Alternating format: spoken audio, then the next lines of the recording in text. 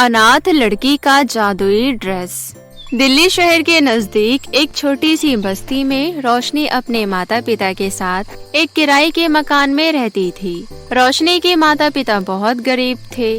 वो दोनों मजदूरी का काम किया करते थे। वहीं 10 वर्षीय रोशनी नजदीकी एक सरकारी स्कूल में पढ़ने जाया करती थी। रोशनी पढ़ाई में बहुत होशियार थी। वो पढ़ लिख कर अपने माता पिता का नाम रोशन करना चाहती थी। घर में सुख सुविधा मौजूद न होने के बावजूद भी रोशनी बहुत खुश रहा करती थी। ऐसे ही उनका जीवन बीत रहा था। एक बार की बात है, इतवार का दिन था। रोशनी सोकर उठी ही थी, तब माँ सरिता उसके पास आई और बोली, रोशनी बिटिया, मैंने खाना बना दिया है, तुम हाथ मुंह धोकर खाना खा लेना। मैं और तेरे बाबा काम पर जा रहे हैं, आज हमें आने में देर हो जाएगी, तुम अपना ध्यान रखना। अच्छा ठीक है माँ, पर आप जल्दी लौट आना। ठीक है बिटिया, हम जल्दी लौट आएंगे, तुम समय पर खाना खा लेना और अपनी पढ़ाई करना।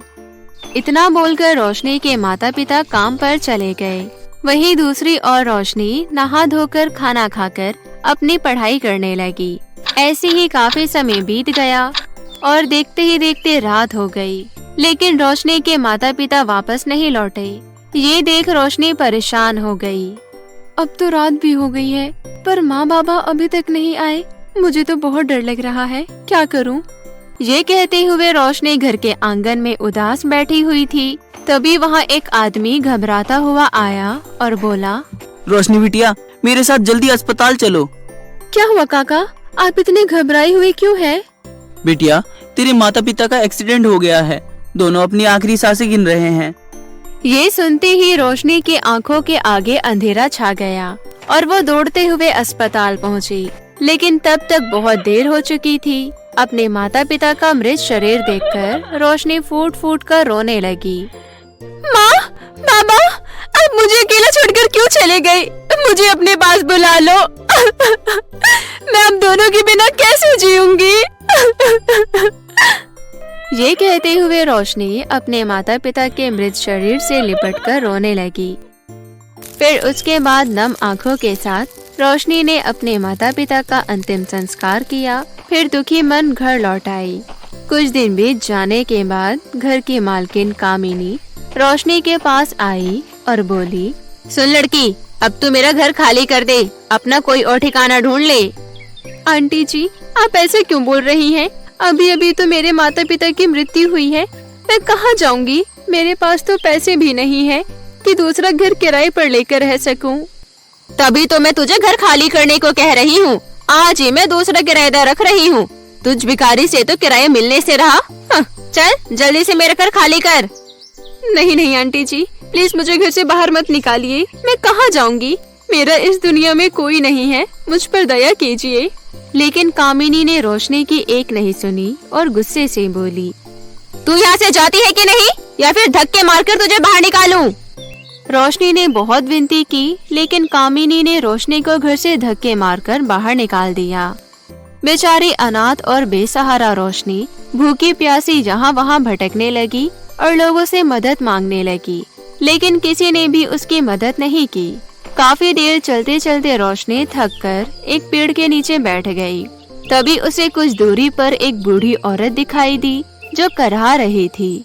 उनके पैरों में चोट लगी थी।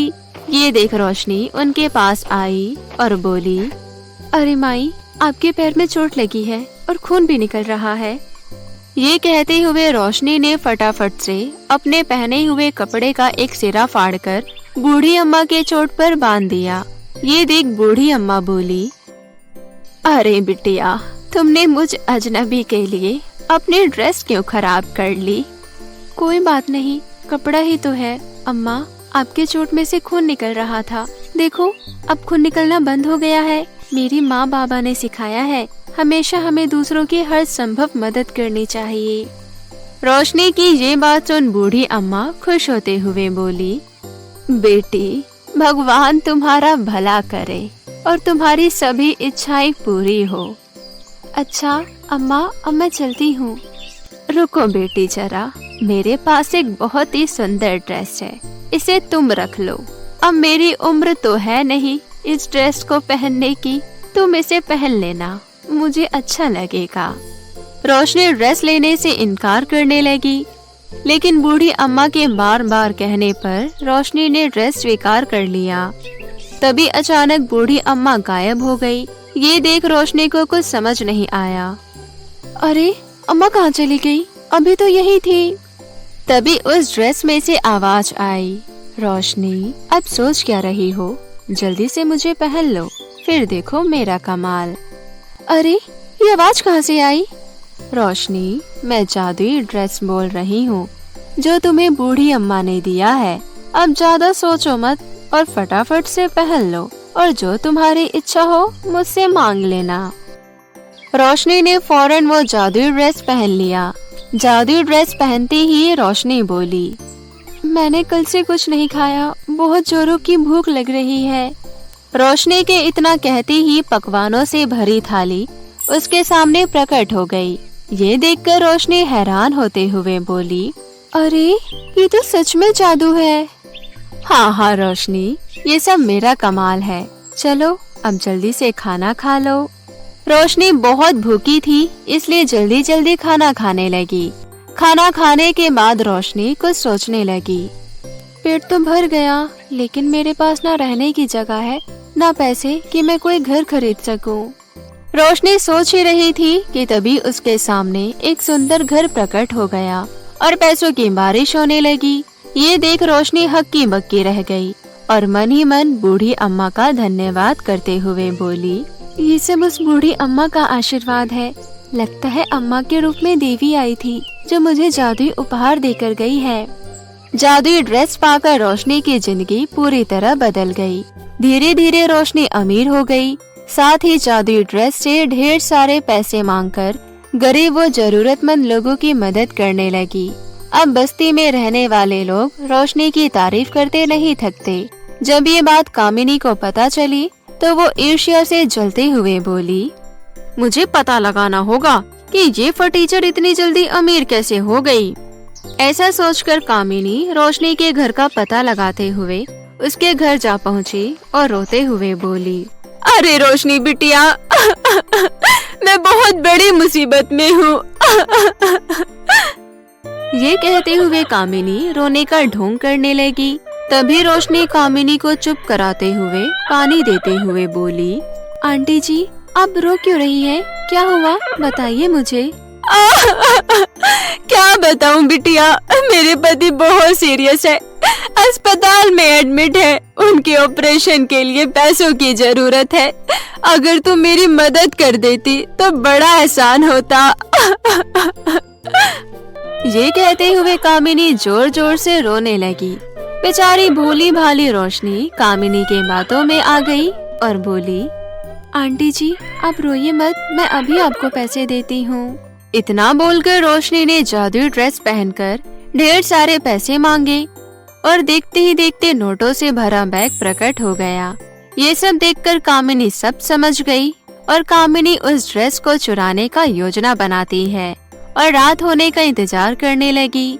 रात होते ही रोशनी के घर जाकर जादुई ड्रेस चुराकर अपने घर ले आई और खुश होते हुए बोली, अब तो मैं इस जादुई ड्रेस को पहनकर माला माल हो जाऊंगी। चलो जल्दी से मैं ये ड्रेस पहन लेती हूँ। ये कहते हुए कामिनी ने खुशी खुशी जादुई ड्रेस पहना और बोली, पहले मैं जादुई ड्रेस से कहकर उस भिखारी रोशनी से सब कुछ छीन लेती हूँ। कामिनी इतना बोल ही रही थी कि तभी उसके शरीर में जलन होने लगी। अरे अरे मेरे शरीर को क्या हो रहा है? मेरा शरीर जल रहा है। अब मैं क्या करूं? अरे कोई बचाओ मुझे। मैं एक काम करती हूँ, मैं फटाफट से ये ड्रेस ही उतार देती हूँ। इतना कहकर कामिनी ने जादुई ड्रेस उतारने की बहुत कोशिश की, पर ड्रेस है कि उतरता ही नहीं। हे भगवान, ये ड्रेस उतर क्यों नहीं रहा? अब मैं क्या करूं? अब रोशनी ही मेरी मदद कर सकती है। ये कहते हुए कामिनी भागते हुए रोशनी के घर जा पहुंची। तब रोशनी गहरी नींद में सोई हुई थी, लेकिन कामिनी के चिल्लाने की आवाज सुनकर रोशनी जाग गई। रोशनी बिटिया, मेरी मदद करो, नहीं तो ये ड्रेस मेरी जान ले लेगी। मेरे पूरे शरीर में जलन हो रही है। कामिनी की ऐसी हालत देखकर रोशनी को समझते देर नहीं लगी। फिर वो जादुई ड्रेस से बोली, जादुई ड्रेस, प्लीज कामिनी आंटी को माफ कर दो, इन्हें छोड़ दो, इनकी तरफ से मैं तुमसे माफी मांगती हूँ। रोशनी के इतना कहते ही जादुई ड्रेस ने कामिनी को माफ कर दिया। उसके बाद कामिनी ने रोशनी से माफी मांगी और रोशनी ने कामिनी को माफ कर दिया। फिर कामिनी ने खुशी खुशी जादुई ड्रेस रोशनी को वापस लौटा दी। वहीं रोशनी जादुई ड्रेस से दूसरों की मदद करते हुए खुशी खुशी अपना जीवन बिताने लगी। तो कैसी लगी आपको हमारी ये कहानी, हमें कमेंट करके जरूर बताएं और इसे अपने दोस्तों के साथ भी शेयर करें। और हाँ दोस्तों, अगर आपने अब तक हमारे चैनल को सब्सक्राइब नहीं किया है तो प्लीज जल्दी से नीचे लाल बटन दबाकर अभी कर ले। तो मिलते हैं आपसे फिर किसी नई कहानी के साथ। तब तक के लिए आप अपना ध्यान रखें। धन्यवाद।